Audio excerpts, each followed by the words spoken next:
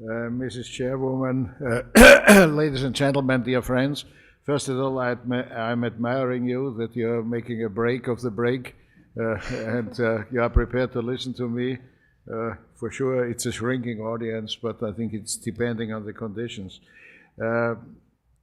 I want to touch, there's no title of my speech. I've sent one, but obviously it's lost by email. Sorry. I think I want to speak about the relations of religion and politics. I think you heard yesterday marvelous positive statements by content, messages, I think, which are totally right for representatives of churches, religion, and such institutions, because we need this message. I think that's extremely important for Europe, because we are discussing the narrative of Europe, and for sure to believe is part of this narrative. I want to remember you that Jacques Delors made a marvelous statement, which I like very much. He said, I think a common market you cannot like. That's right, it's not sexy. It's necessary, but not sexy. And the second part of the sentence is, we have to give Europe a soul. And that's very much connected with the content of religion, of belief. That's a great importance. First statement, I'm saying this because for the rest you will get some negative messages about the situation. I think it is not a contrast program to yesterday day. It's quite clear that the representatives, the religious leaders, having spoken here, have to give this message, because this is a sign of hope. It was also quite said straight, we need this hope, we need this light, for sure. But on the other side, it's necessary, if we want to do cultural diplomacy, which is the title of the institution, we have to know how the situation is and how we can overcome it to arrive at this light. And it's quite a long distance. My second remark, I beg your pardon, I think making some comments on my personal life. I'm coming out of a Catholic students' organization, which impressed me very much, because this was in the time of the preparation of the Second Vatican Council. I think on behalf of this organization, I was taking part in the first move of the Vatican Council, and it was deeply impressive. For the rest of my lifetime, it has very much impressed me, because it was also giving a hope and a direction, and I regret sometimes that my Catholic Church has not yet fulfilled the promises of the Second Vatican Council. I think maybe by the current Pope it might be a chance. They have to reinvent it in a certain way. Second, I was very much involved on this in Austria. I think I was one of the part of the movement in the direction of ecumenical cooperation, which was comparatively new in this time, because we had also a confrontation between Catholics, Protestants, and so on and so on. I think here the Archbishop of Vienna in this time, Cardinal König, played a very important role. I think he was a key figure here in the Vatican Council, creating a secretariat for the Christian religions, which is still existing, for the inter-Christian religious dialogue. And I think a very important message concerning the dialogue with the non-Christians. He was the first secretary of this Vatican entity dealing with this, and I was in close cooperation with him. I was one of the founding, being comparatively very young, of a foundation with the name Pro Oriente, which was a cooperation with the Orthodox Church, and I beg your pardon if you are not aware of the so-called pre-Chalcedonian Church. This is the church is created mainly on the way of Arianism. I think this is, for example, to give you some example, Copts, Armenians, Syrian Orthodox, which are not an Orthodox church, and so on and so on. I think it is of great importance, especially under the auspices of the Middle East. I think what's happening here is a disaster for these churches, for sure. And here politics is starting. It's a side remark which I want to do. That's the reason why they were supporting Mubarak, for example, in Sadat, because he protected in a certain way the Copts and other churches of this, and therefore they have a big fear concerning the Muslim Brotherhood. That's the reason why they supported Assad. Assad, being an Alawite, had a lot of difficulties with the other directions of the Muslims, and if the other side will have a victory in Syria, and all these churches have the feeling that they might vanish. The emigration of these believers is a very strong one. They are arriving in Europe and in other parts. I think it plays a very important role. Religion and politics, you can hear here. That has nothing to do that they are so deeply convinced about Assad, but the fear is what will be after Assad. And that's also the question what might be after the Muslim Brotherhood dominating Egypt and so on and so on. It plays an important role because the Copts are 10% of the Egyptian population. I think here you can see what the relations are, religion and politics. I was very much involved in this, and I will never forget. And second part, I was involved with the downfall of the Iron Curtain and the preparation. I think here, especially the Catholic Church played a very important role in some of the countries, mainly in Poland. I think the so-called Solidarność movement was very much connected with the Catholic Church. I think the Catholic Church, and I told it my Polish friends, made one mistake. They were convinced that being in opposition towards the communists, that all those are supporting the Catholic Church in this movement are Catholics, which for sure is not the case. It was a common movement of protest, of opposition, and so on, which has also a certain impact. But at this time, I think the Catholic Church on the other side of the Iron Curtain, with differences, played a great role. Partly, the Catholic Church was also very much incorporated by the security services of the communists, and even I think it was very strong concerning the Russian Orthodox Church, because there were always a lot of rumors that KGB agents are bishops and so on and so on.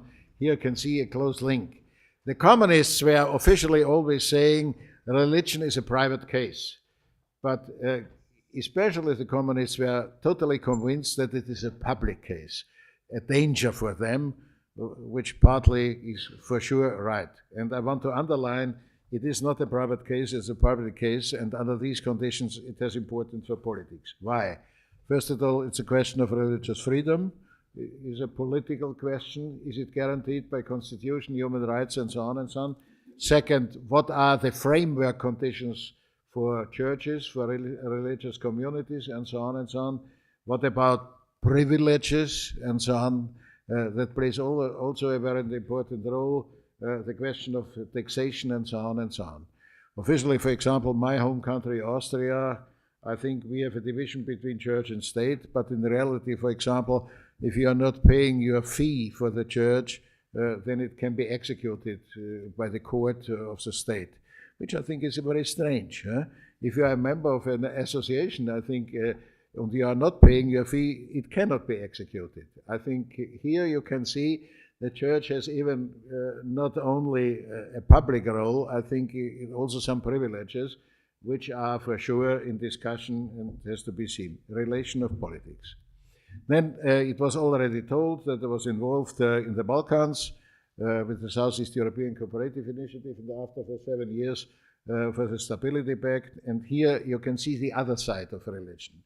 I'm asking you to remember the reports in the newspapers about the 4 years of war in Bosnia-Herzegovina and Croatia.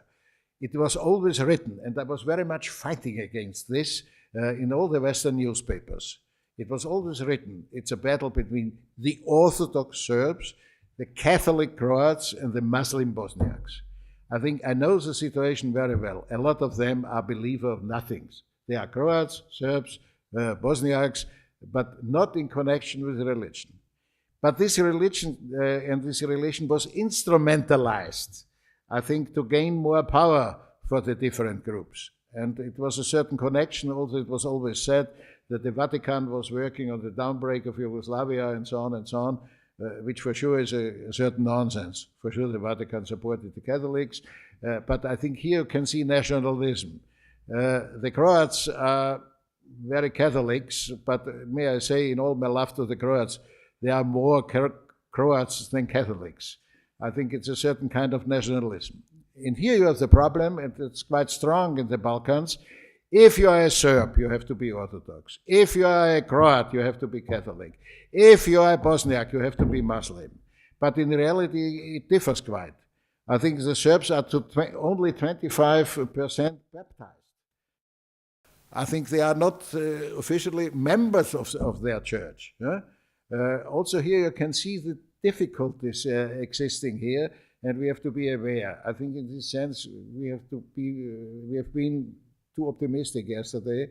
I think it is quite more differentiated here in this. And for sure, politics is using religion as an instrument.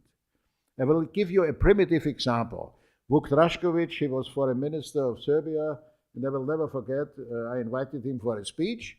The first sentence of his speech was, Kosovo is the Jerusalem of Serbia. Here you can see the religious category. I was raising to him the question, which Jerusalem? The Jewish, the Christian, or the Muslim? He never answered me this question because I think it was a certain kind of primitive explanation which he tried. This is the possibility to use religion in this direction. But that's not only here. You have some directions in the different countries. In a certain way, I might explain it is stronger on the other side of the former Iron Curtain than on the Western side. That's also the next specific situation we have, because the so-called Western side or the former side is more secularized. The importance of the religion, I think, is for sure going down. So far, I'm always admiring my Turkish friends. If we are in discussions, they are telling me the European Union is only a club of Christians. I think the European Union is not a club of Christians. There are some Christians there, but it is not a club of Christians. But the perception on the Turkish side is in this direction. Here you can see religion is playing a certain role by explanation here. And I think here we have to introduce more distinctions. That's even going so far concerning a religious war. For a certain time, I think it has improved now. We had always a discussion, I think, is it a holy war on the one side and jihad on the other side? I think the Knights of the Cross are playing a certain role, even in my country. I may tell you, if some politicians want a primitive argument against the immigration of Muslims, they are saying, we had 2 sieges of the Muslim Turks, 1529 and 1683. Now they are coming again. I think I'm always telling them we have already conquered Vienna because we have a lot of Turks living in Vienna, and they are doing a very good job. I think here you can see these categories playing a very important role here for still existing. It was very interesting for me. Yesterday, one of the speakers said, okay, the light is in the east. There's something right in this, because there's in Latin language an old saying, ex oriente lux, out of the east is the light. There was also a contrary statement, ex occidente luxus, from the west, luxury is a certain way coming. This is a comparison about the promise, the perspective, the message on the one side, and the more materialistic perception of the life, and so on and so on. I think that's one of the battles which is for sure going on, because in all my deep respect for my Russian Orthodox friends, if I'm listening to the messages which are given by several patriarchs in the past, also theologically, they are saying, I think the enlightenment of Europe will come by the Russian Orthodox Church. It's extremely strong, don't forget it. I think we have a lot of literature on this. There was one metropolite of the Russian Orthodox Church in Vienna who was writing in this direction. The salvation of Europe will come through the Russian Orthodoxy. And that's in a certain way played also by politics in Russia. Don't forget this. I think they are using this instrument for sure. And the Russian Orthodox Church by the clergy, even by the hierarchy, is playing this card without any doubt. I think there's sometimes too much politics also in the hierarchy, for sure, existing. With a lot of money, you are totally right, and so on and so on. Remember, I think I will never forget, the first photo was Yeltsin and something else, taking the Holy Communion, but I think Putin is doing it quite the same. Photos always in this direction. If he's a believer, and if he's taking the Holy Communion, it's okay. But I think it's used as a political argument, as a propaganda, and so on and so on. I think I can endless describe you this situation because I know a lot of them, but I think what have we to do to avoid this situation? Because that's not really serving the real necessary belief we need for the humanities. First of all, I think we have to do a lot concerning the knowledge about each other. May I tell you, I'm not quite sure, even if the leading personalities in Europe have a specific knowledge about the religions. I think I'm running around for a very long time, having a lot of talks. I think, do they know really what is the content, how the Catholics, the Protestant, the Orthodox, how the Muslims, the different streams within the Muslims, and so on, are really believing? I think, for example, if you're in Austria telling somebody he is an Alevite, they would say, what is it? Huh? I think the differences within the Islam are not pretty well known. It plays also a very important role, I think, because even I'm an organizer of conferences. If you invite the one being from the one direction, the others are saying, if he is coming, I'm not coming. And so I think solidarity within the same religion, not to talk about the solidarity between different religions. I think if you were listening yesterday, in all my deep respect, I think I very much appreciated what was said here, but I think this friendly perception is a characteristic of cultural diplomacy, totally right, but it is not the real situation. I think we have to be totally aware about this. The precondition is that we have a good knowledge about each other. It's quite necessary. The second point is the capacity for the dialogue. I think you can only have a dialogue if persons are here knowing about what they are speaking. I think there's also a lack of here. I think you cannot do the job with a certain knowledge about theology and history. And that plays a very important role. One of my jobs, which she has not mentioned, many thanks, I'm the chair of the Center for Democracy and Reconciliation in Southeast Europe. Forget it immediately. What did we? We did research on the history books used in schools in Southeast Europe. May I tell you, it's a nightmare. It's a nightmare concerning history, and it is a nightmare also of the perception of religion. Because I think in every history book of every state is a certain direction. What did we do? We elaborated now 6 books where we are confronting the different views. That those who want can read what is a different perception of the others.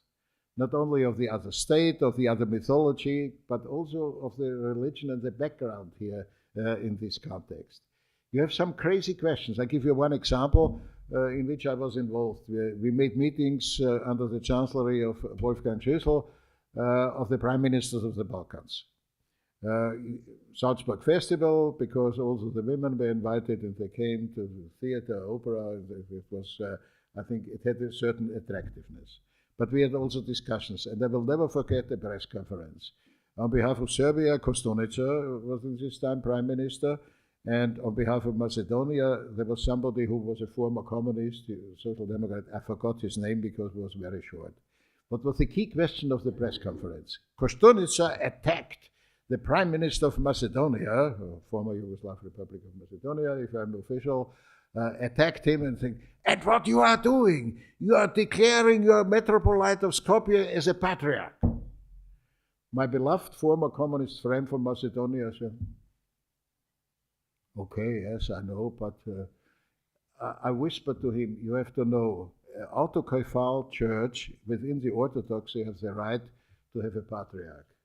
This is the law of the Orthodox churches. I think he was extremely thankful to me that he whispered him what the background here is. It was a big question at this press conference. I'm not quite sure if Kostunica is a believer, but it was used as a national question. Domination of the Serbian Orthodox Church here on Macedonia and so on and so on. I think here, between religions. I'm quite sure that this prime minister, former communist, was officially also Orthodox and so on and so on. But he was not aware about the importance really of this question. I think here you can see what the real problem is. I think we need a good knowledge about the history on behalf of the religions, because it is always used as an instrument and as an argument. I think we will never develop a common understanding of history. I think, don't promise this. I'm always saying the argument, the cooperation between the German and the French is excellent since 1945. The first common history book, French-German history book, appeared 2003. 2003. 1945, 2003. And some difficult questions were left out of this book. It's extremely difficult, I think, to create it. But I think it's necessary to know the different positions. I think if you know the different position, it's easier to understand and to create a dialogue. I think you cannot have a dialogue if you don't know the position of the other. With whom are you talking? I think there's no chance, I think, to exchange ideas and so on and so on. And I think the first is knowledge, the second is the capacity of the dialogue with the knowledge of history and a little bit of theology. And the third point is, I think we need solidarity concerning the questions in which we are. I'm only covering Europe, beg your pardon, but I think migration is one of the challenging points concerning the mutual understanding of religions. Because one of the key arguments against each other or against immigration or against the foreigners and so on is also coming out of this. It plays a very important role.